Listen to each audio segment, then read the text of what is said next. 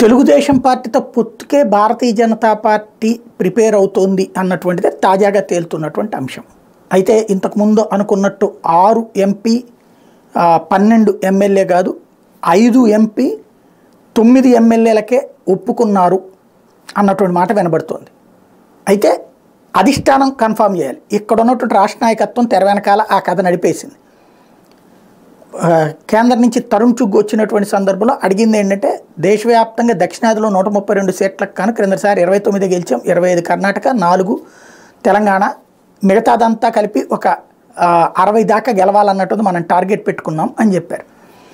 ఆంధ్రాలో ఏ మేరకు సాధిస్తారంటే, ఆంధ్రాలో సింగిల్గా చేస్తే ఒక్క సీటు కూడా రాదు, మనం కలిసి వెళ్తే కనుక మనకు ఒక 5 సీట్లు దాకా వస్తాయి, ప్లస్ వీళ్ళతో కలిస్తే వాళ్ళు ఎన్డీఏలోకి చేరుతారు కాబట్టి తద్వారా ఇంకొక 20-30 మనకు సపోర్ట్ వచ్చినట్టు ఉంటుంది అంటూ కోర్ కమిటీలో తెలుగుదేశం వాళ్ళనే మెజారిటీగా పెట్టుకున్నటువంటి పురంధేశ్వరి ఆ రూట్లో నుంచి ప్రపోజ్ చేసింది అన్నటువంటి మాట వినబడుతుంది. ఇది వినబడటమే, ఇది ధృవీకరించింది, మనం అక్కడ బాత్రూంలో లేం.